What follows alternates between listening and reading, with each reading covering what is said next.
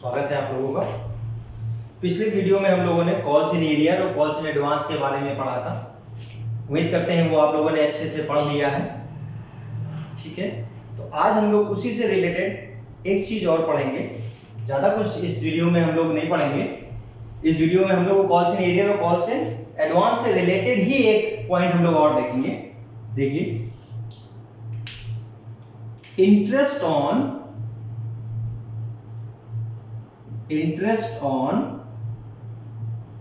Calls in arrear. Second है आपका interest on calls in advance. इसके बारे में आज हम लोग पढ़ेंगे। ठीक, कुछ कंपनियों के आर्टिकल्स में interest on calls in arrear और interest on calls in advance के का प्रोविजन भी किया जाता है। आर्टिकल्स क्या मतलब? आर्टिकल का मतलब वो डॉक्यूमेंट जिसमें कंपनी की वर्किंग से रिलेटेड कुछ रूल्स एंड रेगुलेशन लिखे होते हैं। In a normal language, in a layman language, article का मतलब वो डॉक्यूमेंट जिसमें कंपनी की वर्किंग से रिलेटेड या कंपनी के टर्म्स एंड कंडीशन से रिलेटेड कुछ रूल्स एंड रेगुलेशंस लिखे रहते हैं। ठीक है, तो अगर कंपनी के आर्टिकल्स में ऐसा लिखा गया है कि कंपनी अपने शेयर होल्डर्स की कॉल्स इन एरियर और कॉल इन एडवांस के ऊपर इंटरेस्ट का प्रोविजन भी करेगी, तो इंटरेस्ट की एंट्री भी हमको करनी पड़ेगी। इंटरेस्ट तभी दिया जाएगा जब आर्टिकल में लिखा है। ठीक, अब जब आर्टिकल में लिखा होगा तो आपको यह भी ध्यान रखना है कि आर्टिकल में अगर लिखा है कॉल इन एरियर के इंटरेस्ट के बारे में या कॉल इन एडवांस के इंटरेस्ट के बारे में, तो उसका परसेंटेज भी उसमें दिया होगा आपके आर्टिकल में कि कितने percent interest calls in arrear के ऊपर लिया जाएगा और कॉल्स इन एडवांस के ऊपर कितने परसेंट इंटरेस्ट दिया जाएगा। ठीक, अगर परसेंट आर्टिकल में नहीं लिखा है तो कंपनी एक्ट 2013 शेड्यूल 1 में एक टेबल एफ होती है जिसमें कि बताया गया है। पहले तो आपको यह ध्यान रखना है कि दोनों में जरूरी है कि आर्टिकल में ये जरूर लिखा हो कि कंपनी अपने शेयर होल्डर को एडवांस और एरियर के ऊपर इंटरेस्ट का प्रोविजन करती है और आर्टिकल में जितने परसेंटेज दिए गए होंगे उसी परसेंटेज को हमको फॉलो करना है।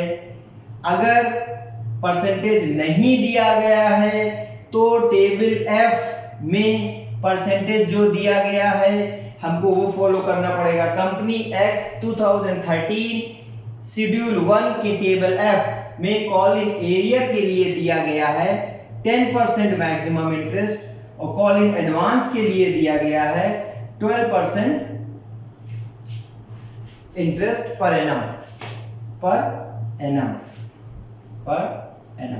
ठीक, अब एक चीज और ध्यान रखिएगा, जहां कहीं पर भी कॉल इन एरियर या कॉल इन एडवांस के इंटरेस्ट की बात होगी, जिस क्वेश्चन में भी, उस क्वेश्चन में कॉल्स की डेट्स भी दी होंगी, क्योंकि टाइम के हिसाब से ही आपको इंटरेस्ट कैलकुलेट करना पड़ता है। तो उसके कैलकुलेशन की बात हम बाद में करेंगे, लेकिन अभी फिलहाल हम लोग बात करते हैं कि इनकी एंट्री कैसे की जाएगी, वो हम लोग देख लेते हैं पहले। ठीक है, तो देखिए, कॉल इन एरियर के ऊपर जो इंटरेस्ट कंपनी को क्या करना पड़ता है, देना पड़ता है या कंपनी को मिलेगा? कॉल इन एरियर के ऊपर कंपनी को इंटरेस्ट मिलेगा। ठीक, तो जो मिलेगा तो ये क्या है कंपनी के लिए? इनकम। आगे बात समझ में? क्योंकि किसी शेयर होल्डर ने पैसा नहीं दिया, अभी देना था वो नहीं दिया, बाद में देगा, तो जब बाद में देगा तो इंटरेस्ट के साथ देगा हमको, तो ये कंपनी की, कॉल इन एरियर कंपनी की इनकम है।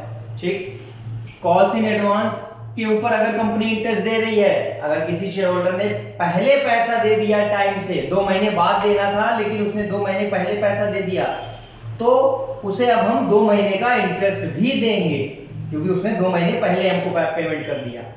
ठीक, सेम इसी तरह यहां पे भी है। तो ये क्या चीज हुई आपकी? Call in interest on calls in advance, ये एक्सपेंस हुआ, ये एक्सपेंसेस हुए आपके, क्योंकि ये कंपनी को पेमेंट कर रहा है। तो all the income should be credited and all the expense should be debited. ये हम लोग पढ़ते आ रहे हैं बहुत पहले से।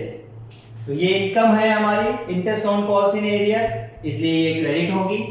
ये एक्सपेंस है, इसलिए ये हमारी डेबिट होगी।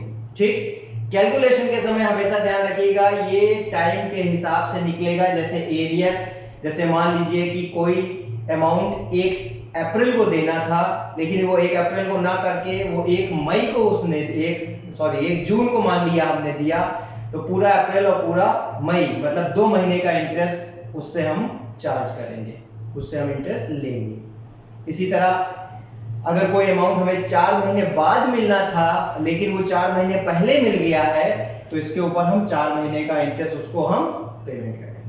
ठीक है, इसीलिए मैं कह रहा हूं कि जहां भी इंटरेस्ट दिया होगा कॉल इन एरियर या कॉल इन एडवांस को, वहां पर कॉल्स की टाइमिंग भी दी होगी, डेट्स भी दी होंगी, किस किस डेट्स को कौन कौन सी कॉल हो रही है। क्यों? क्योंकि इनका कैलकुलेशन उन डेट्स के हिसाब से, उन टाइम ड्यूरेशन के हिसाब से ही होगा। ओके, अब इसकी एंट्री हम लोग देख लेते हैं। देखिए, सबसे पहले जैसा कि ये है, आपने देख लिया कि ये हमारी इनकम है, तो पहली एंट्री हो जाएगी, आप इसको क्रेडिट करना है, तो sundry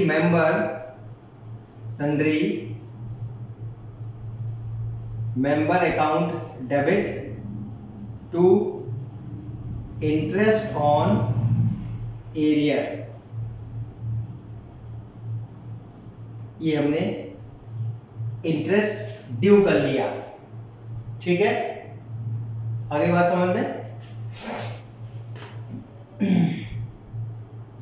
sundry members account debit to interest, ये इंटरेस्ट हमने ड्यू कर दिया, और ये इंटरेस्ट हमको ये मिलेगा। अब मिलने की एंट्री कर लेंगे। जब ये मिलेगा तब एंट्री क्या हो जाएगी? Bank account debit to sundry members account. ये हो गया।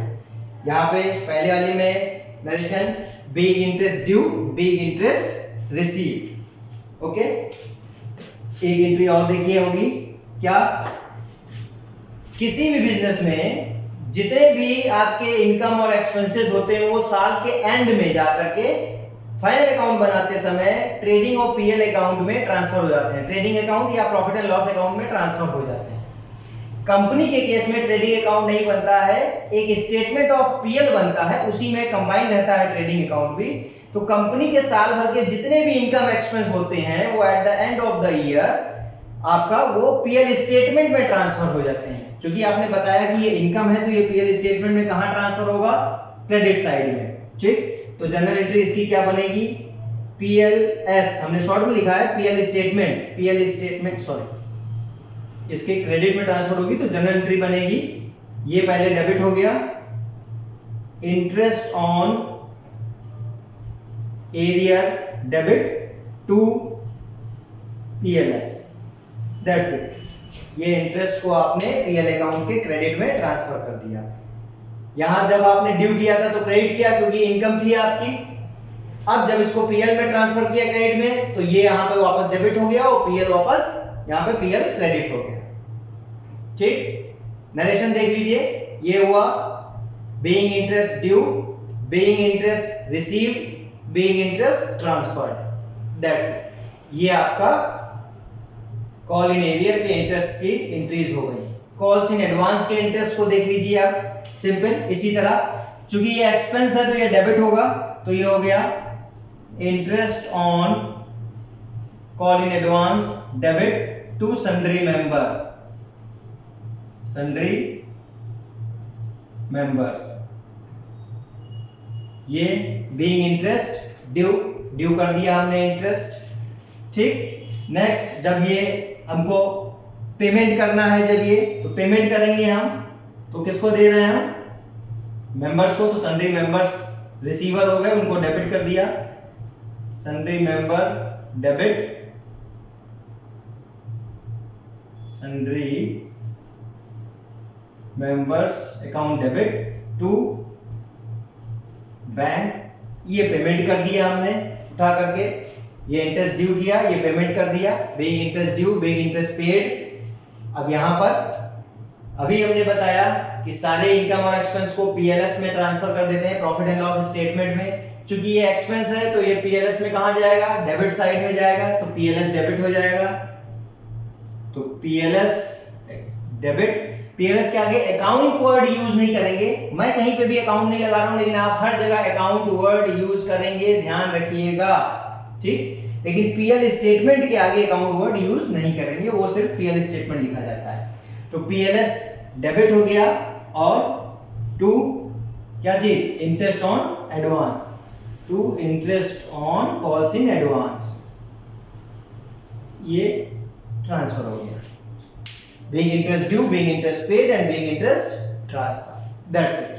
ये आपका कॉल्स इन एरियर की एंट्रीज हो गई, और ये कॉल्स इन एडवांस की।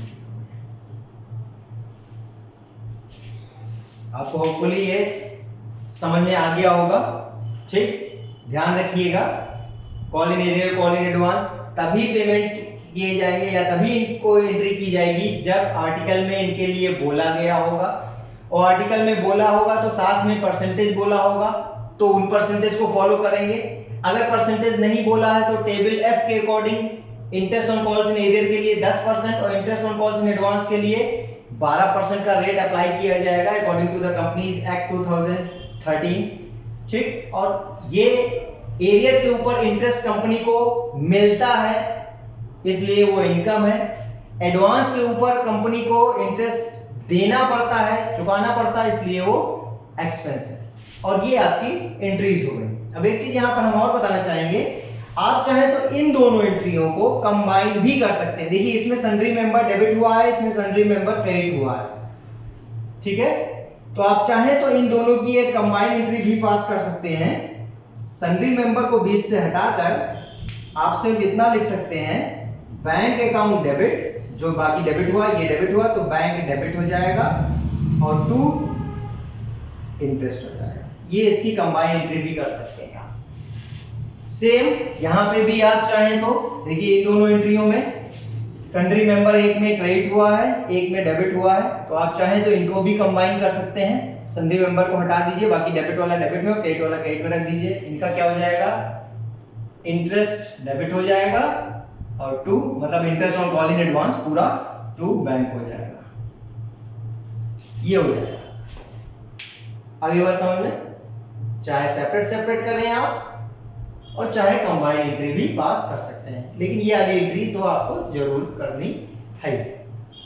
आगे बात समझ में, आपको जैसे समझ में आ रहा है वैसे आप कर सकते हैं। मैंने दोनों तरीके से आपको ये बता दिया। Is that clear?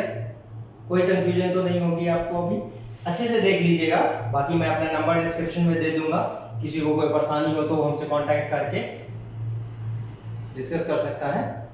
और नेक्स्ट वीडियो में मैं कोशिश करूंगा कि इनसे रिलेटेड मैं एक क्वेश्चन करवा दूं, लेकिन पहले आपसे रिक्वेस्ट है कि ये हमारी सारी वीडियोस आप अच्छे से देख लीजिएगा ताकि आपको सारे कॉन्सेप्ट पूरी तरह से क्लियर हो। ओके, चलिए अपना ख्याल रखिए, और बाकी तब तक के लिए आपको ऑल द बेस्ट।